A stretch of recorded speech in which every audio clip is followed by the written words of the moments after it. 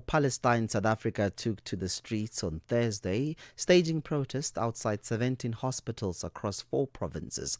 The demonstrations came after Israel's interception of the Global Sumud Flotilla, which was attempting to break the Gaza blockade and deliver humanitarian aid.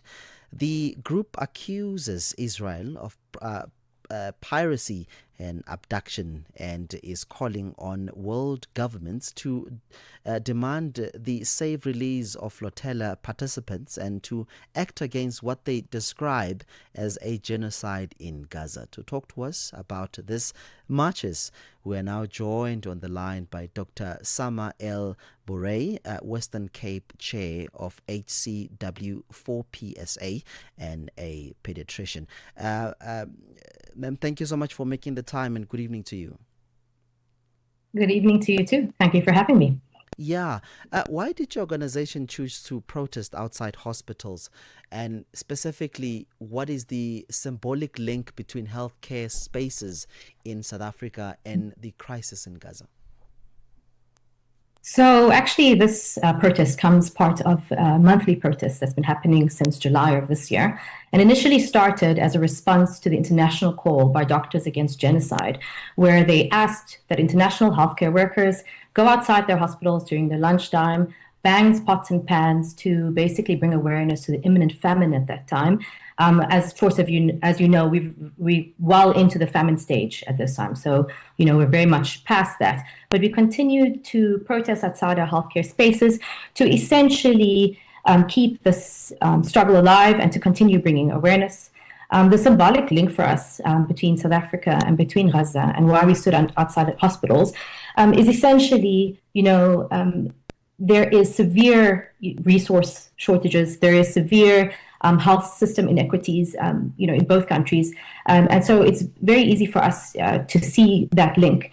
In Gaza itself, it's also, it's basically, we're seeing something that's completely, we haven't ever seen before. And so where hospitals in Gaza are supposed to be places of care, they're actually just places of death. There's no fully functional hospitals left. And people who come to hospitals are faced with mass shortages of equipment, can't be treated, and doctors and healthcare workers, all staff themselves, face threat. So standing outside our own hospitals, we reflect on the systemic inequalities in both countries, and also the crazy starvation and mass genocide that's occurring in Gaza. Indeed, Dr. Samah, I believe I'm pronouncing your word correct, your name correctly. You have described Israel's, interception of the flotilla as piracy, legally, Doc, and ethically. How should the international communities classify such an act, especially when humanitarian aid and medical supplies are involved? I think the international community needs to call it what it is. It is a violation of international humanitarian law, specifically Articles 23, 55, and 56. And, international humanitarian law says that in a time of war, you cannot block access of food, of aid, of medical supply to a party. And in any case, if you've got an occupied territory, those who are occupying cannot block an entire population from access to food, care, and medical supply. Healthcare professionals and healthcare staff and healthcare workers and hospitals have a special protection under international law. So you've got a situation where you have a global Sumud, flotilla who declared up front that they were peaceful, declared they were bringing life-saving food, water, medicines, aid, and with 44 vessels, 500 activists from around the world. They sail in international waters with international activists on, and are then assaulted and essentially stormed by the Israeli Defense Force, who then are, throw cannon waters at them, essentially imprison them. They've abducted the activists, and then imprisoned them. And that is, this is actually also not new. There's been a full siege on Gaza for the past 18 years. So they're not allowing in aid via air, land, or water. So So this has been one of the biggest fleet of flotillas that gone through. And in this time of genocide, and in this time where there's over 60,000 people dead, over 120,000 people injured, and very little aid, and aid that has been provided has been death traps for people. It's insane that they haven't let anything through in international waters by international staff. Yeah, from a health ethics perspective, and correct me if I'm wrong, if I hear you correctly, you're saying that the denial of medical aid and blockade of essential supplies in Gaza continues to be a direct violation of international humanitarian law. Is that what you're saying? That is exactly what I'm saying. These things are very easy to look up. Article 53, Article 55, Article 56, it is there in plain and simple language to see. If you don't want to see it, if you want to remain ignorant, that is on the person, but it is there. And we are unequivocally saying that is what's happening, and that has been the case.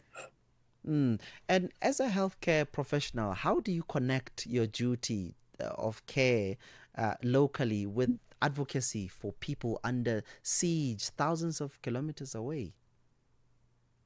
It's a very interesting question because to those of us conscientized by South African public health sector states and facing South African healthcare practices, it doesn't really feel very far away. You don't need to be in Gaza to experience what's been happening and to bear witness. In this age of social media, we're seeing it every day on our phones. It's in the news. It's in our homes. We're meeting Palestinians who have fled the country and have come to South Africa. We're hearing the stories.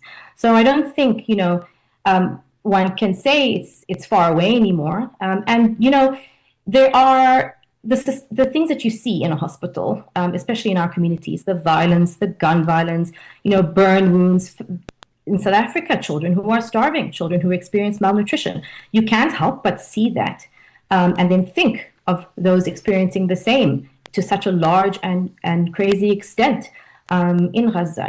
Anyone who's conscientized and who sees what's happening in South African public health care would be able to make the connection. If you don't, then to be quite honest, you're just being ignorant or you're denying your humanity. It's as simple as that. Yeah, indeed, and you become irrelevant. But I know that you spoke about this, but maybe if you can expatiate, you have used the word genocide to describe the situation in Gaza.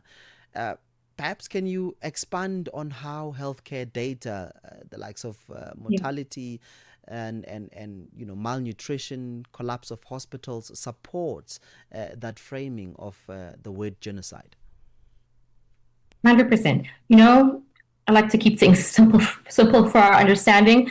So essentially, for genocide, you need intent and you need specific acts. And your intent should be to destroy a nation, ethnic or racial or religious group, in part or whole. So in terms of physical acts, you need killing of members of a group. You need to cause serious bodily or mental harm. You need to bring about conditions where the life expands or decrease, and you're unable to live because of the conditions that's imposed.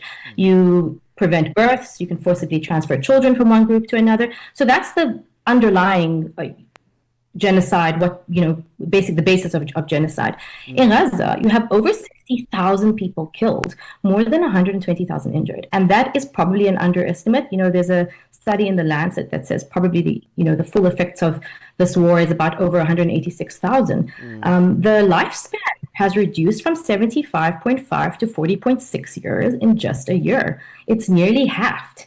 You've got gastro that's increased. You've got polio.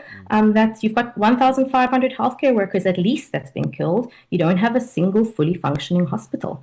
And the UN Office of High Commissioner report, I don't know if you remember, that came out a couple of months ago, essentially said there's grave concern over a pattern of systemic attack. Yeah. And look, in the end, it's not us only who's calling it genocide. Amnesty International, Human Rights Watch, Doctors Without Borders, MSF, lots of UN bodies, and the international genocide scholars have called it a genocide, and Israel's own Physicians for Human Rights and B'Tselem have called it a genocide. So,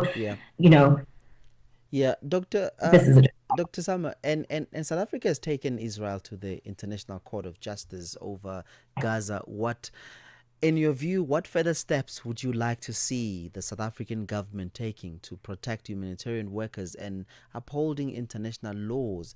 And some people, of course, have called for South Africa to stop, providing coal to Israel. What are some of the steps that you want South Africa to do to really make sure that they cut ties and put pressure on Israel? The ICJ court case was extremely commendable in a time where nobody else had the guts to take on Israel on the international stage, and it started an extremely great proceeding. But we need more, not just from South Africa, but from all countries, but specifically South Africa. We'd like to see the adoption of the anti-apartheid bill, where essentially we implement boycott, divestment, and sanctions against Israel, because in the end, it is about finances, and it is about, cutting ties with Israel completely. We'd also like, it's actually quite crazy that we are using, exporting South African mined coal to fund a genocide and to essentially wreak havoc on people's lives, and then also, have the ICJ case. So that needs to be addressed, and just continuous advocacy. And not just the government, we call on every single institution to review its ties, whether it be financially, economically, academically, with the apartheid state of Israel, and to choose the side of humanity and do something. Because the only thing that's helped South Africa was boycott, divestment, and sanctions. That is the only way we got our own freedom. All right. Dr. Samah, thank you so very much for coming on to the show, and have a great evening ahead.